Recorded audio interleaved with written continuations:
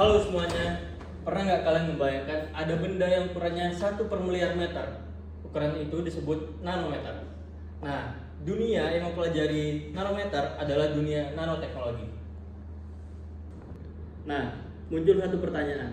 Kalau bendanya sekecil itu, bagaimana para ilmuwan mengetahui bentuk, struktur, dan sifat kimianya? Jelas tidak menggunakan mata atau mikroskop biasa.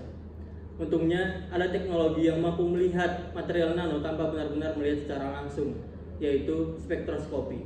Di video ini kita akan membahas apa itu spektroskopi, bagaimana cara kerjanya, jenis-jenisnya, dan penerapannya dalam nanoteknologi. Yuk kita mulai.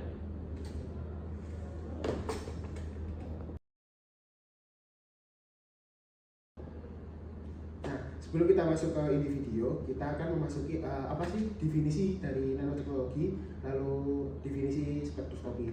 Nah, dari definisi nanoteknologi itu adalah ilmu yang mempelajari suatu material yang berukuran 1 hingga 100 meter.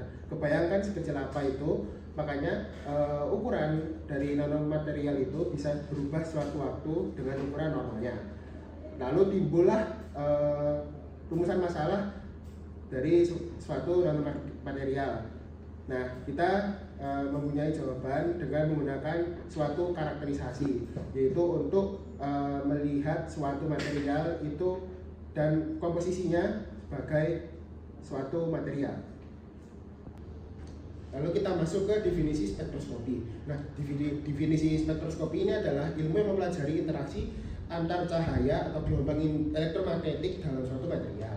Nah, cara kerjanya itu dengan menggunakan nanomaterial yang akan digunakan untuk proses penyerapan, pemantulan, hamburan, dan pemancaran kembali cahayanya. Lalu keunggulan utama yaitu ilmuwan bisa mendapatkan informasi karakteristik tanpa harus melihatnya secara langsung. Supaya mudah dipahami, bayangkan kita mempunyai kotak yang tertutup dan tidak bisa dibuka sama sekali. Nah, kita ingin mengetahui apa yang ada di dalam kotak tersebut. Nah, salah satu caranya adalah menyorotkan cahaya ke dalam kotak, kemudian mengamati cahaya yang keluar kembali. Prinsip ini sama digunakan pada spektroskopi. Pada dunia nanoteknologi, cahaya yang digunakan dapat berupa ultraviolet, inframerah, laser maupun sinar X. Ketika cahaya tersebut mengenai atom atau molekul dalam material nano, setiap material akan memberikan respon yang berbeda-beda. Respon inilah yang kemudian direkam oleh alat spektroskopi sehingga menghasilkan spektrum yang menjadi sidik jari khas dari suatu material. Nah, jenis pertama di sini adalah UV visible spectroscopy atau biasa kita sebut dengan UV vis. Nah, teknik ini memanfaatkan spektrum elektromagnetik UV dan cahaya tampak pada rentang 200 sampai 800 nanometer. Lebih tepatnya cahaya UV itu 200 sampai 400 dan sisanya itu 400 sampai 800. Itu di cahaya tampak.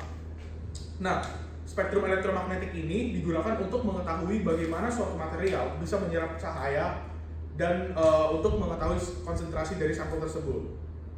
Teknik ini berdasarkan hukum Lambert-Beer, di mana hukum Lambert-Beer menyatakan bahwa konsentrasi berbanding lurus dengan absorbasi sampel.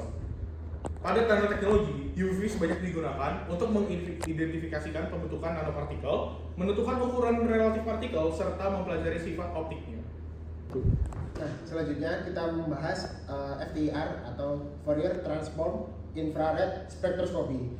Nah, dari alat tersebut digunakan untuk memantulkan suatu material. Ini anggapannya suatu nanomaterial, dia dipantulkan dengan menggunakan infrared. Nah, ini bekerja untuk apa sih? Secara spesifik dengan menggunakan inframerah untuk mendapatkan suatu ikatan kimia atau gugus fungsi pada suatu material.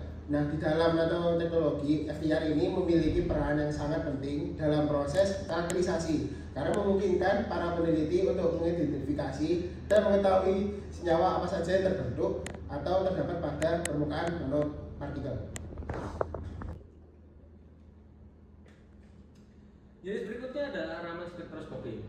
Berbeda dari FTIR, Raman memanfaatkan sumber hamburan cahaya laser untuk mempelajari struktur molekul suatu material.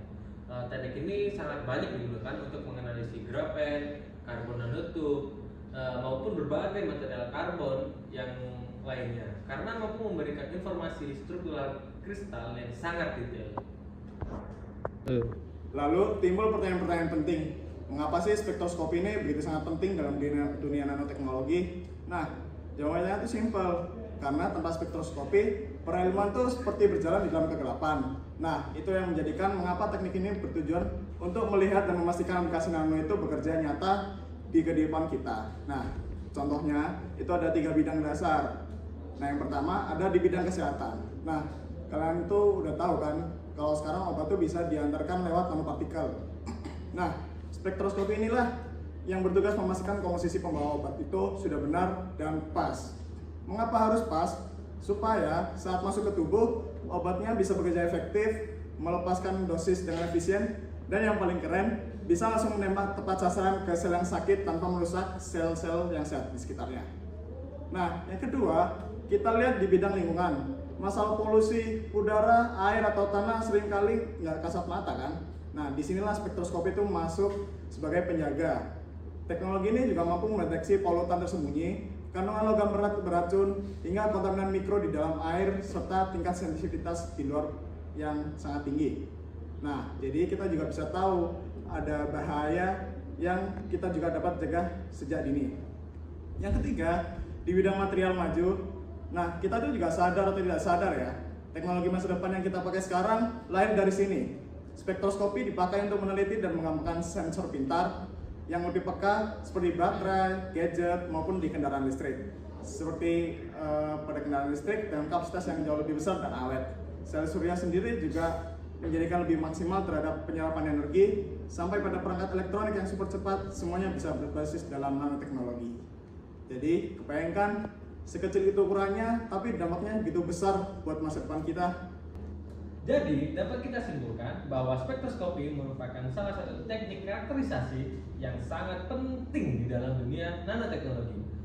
Melalui interaksi antara cahaya dan material, para ilmuwan dapat mengetahui struktur, komposisi, serta sifat suatu material nano tanpa harus merusaknya. Dengan adanya spektroskopi, penelitian dan pengembangan nanoteknologi di bidang kesehatan, lingkungan, maupun industri dapat terus berkembang. Terima kasih sudah menonton video kami, semoga bermanfaat untuk kalian semua. Dadah!